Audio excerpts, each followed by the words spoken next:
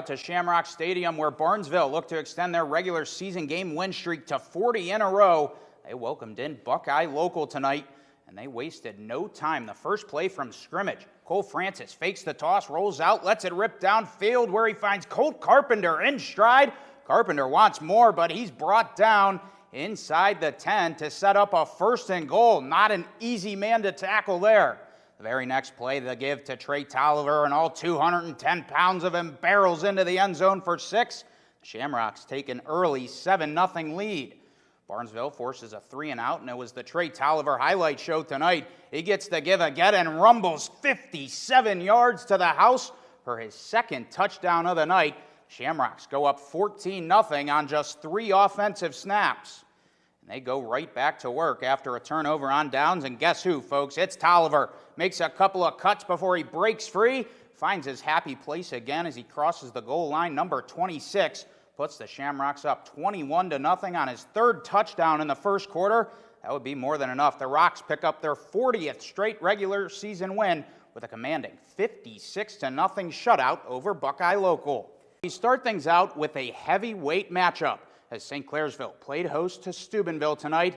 Those in attendance were in for a treat, but don't worry, so are you. A big crowd on hand for this one and a lot on the line. The Red Devils enter tonight 11-3. Steubenville comes in at 12-1. Under 2 minutes to go in the second. Santino Haney stops on a dime, knocks it down from long range. We're all tied at 27.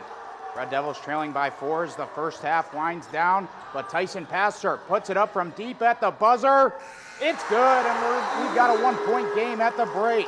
A physical game all night long. Ollie Muley comes up with a loose ball, finds Pastor. Showtime! Pastor ties it up at 39 on the one-hand slam.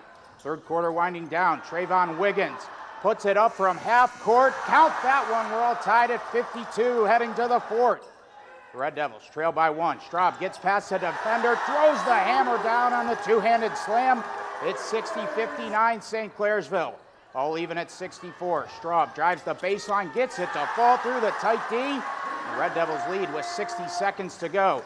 St. Clairsville up by 4. Big Red desperately needing a 3. Aiden Davis delivers from the corner. It's a 1-point game with 3 seconds to go.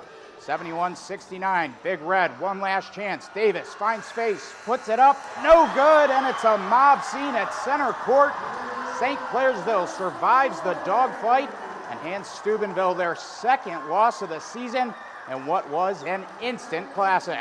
After a big win against the Cyclones in Cincinnati on Friday night, the first-place Nailers return to Westbanco Arena on Saturday to take on the Iowa Heartlanders.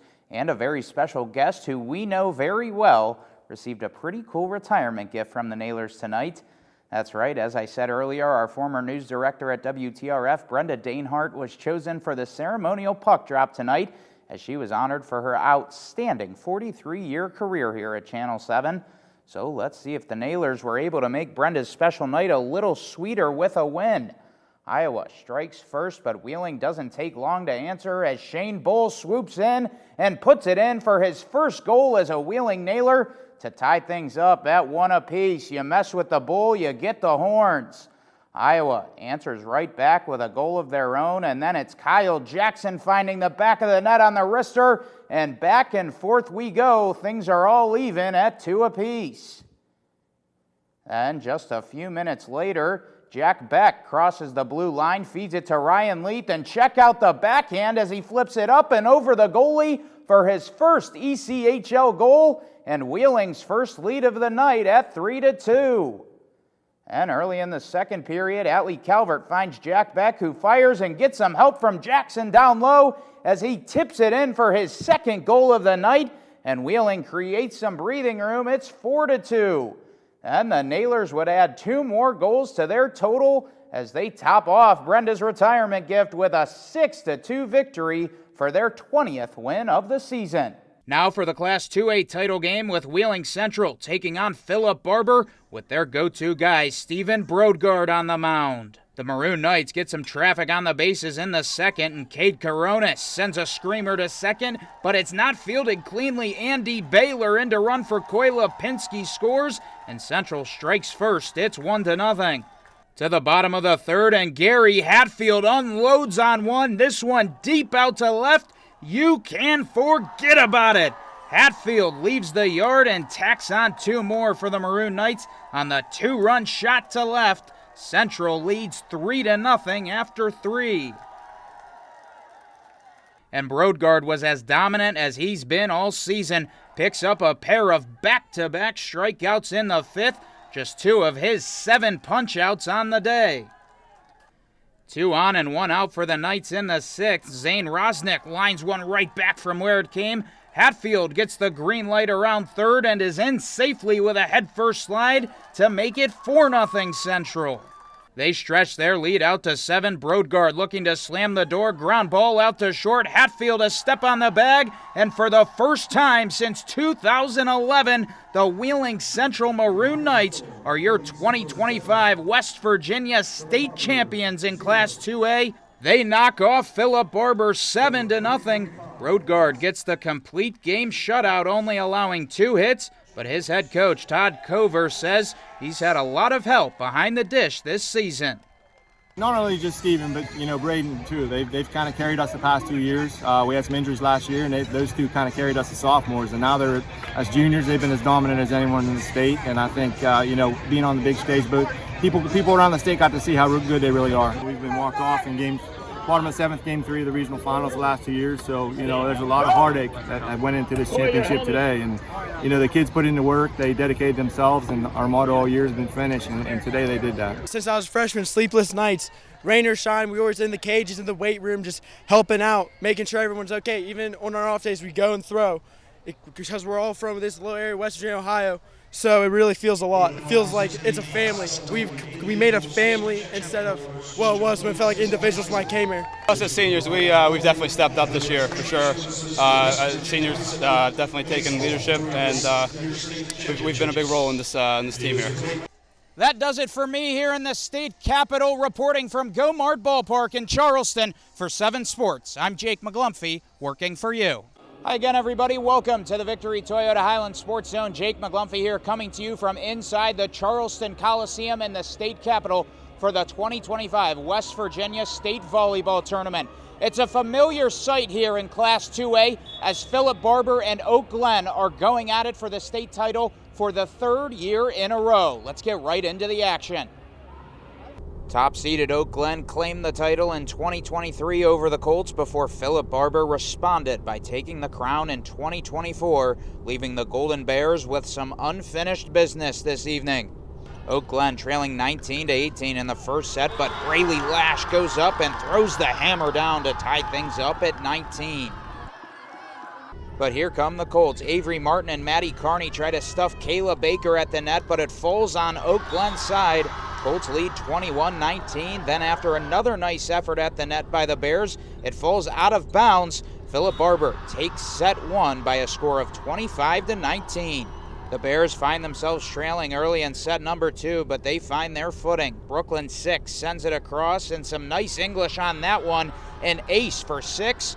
Bears cut the deficit down to 4. It's 9-5 early. They pull to within 1 before Baker's kill attempt falls out of bounds, and we're all even at 11 apiece. The Bears would pull away after that. Match point in set number 2 now. Martin taps it over, and the Colts can't handle it. Oak Glen evens this title match up at 1 set apiece with a 25-18 win. They jump out to an early lead in the 3rd set as Martin strikes again on the kill to stretch the Bears' lead out. It's 12-7. And check out this sequence later in set number 3. Layla Skavensky digs it out, and here comes Lash to finish things off. 17-12, Golden Bears lead. Match point now, 6 goes up for the spike, and the block attempt falls out of bounds. Oak Glen takes a 2-1 lead with a 25-22 win in set number 3.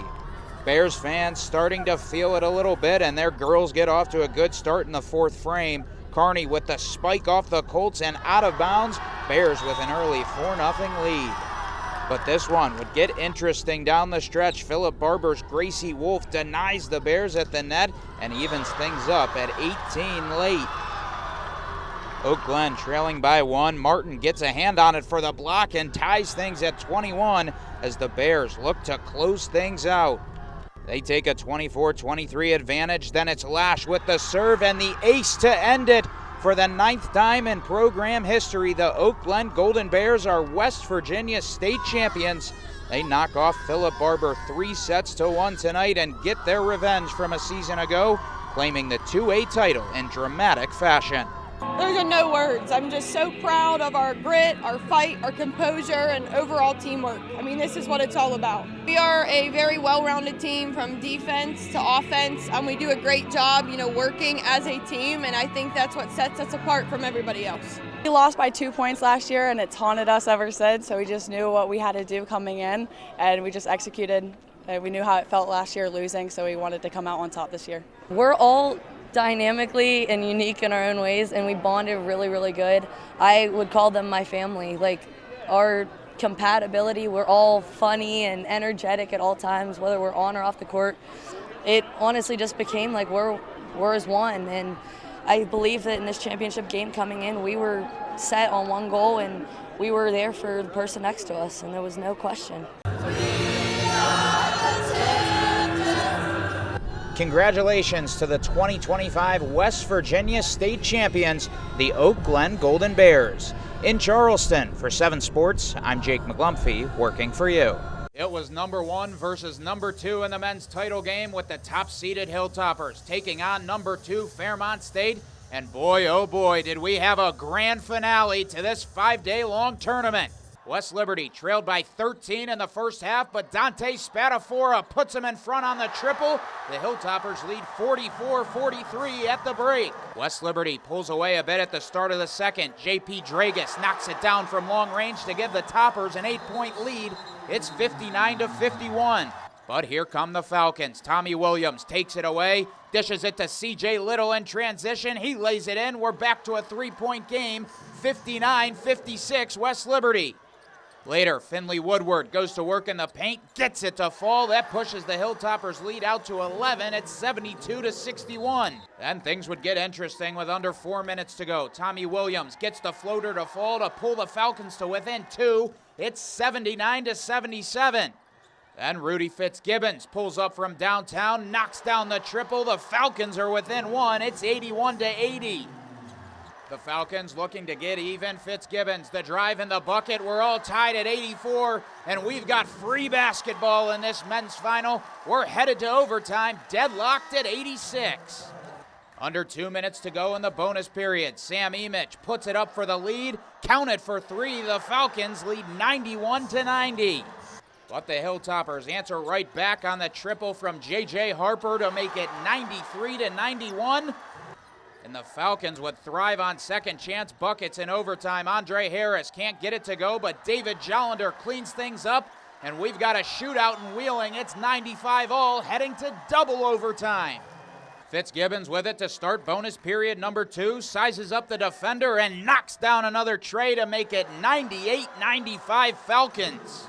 But Kyler DiAugustino answers back later with a 3 of his own, and back and forth we go. West Liberty leads 100-98. Under 30 seconds to go, all tied at 102. Harper goes in, spins away, gets it to fall. Hilltoppers lead 104-102 now. But as I said, second chance opportunities would keep Fairmont State in it. Harris cleans things up this time, and no team giving in. We're headed to overtime number 3, all even at 104.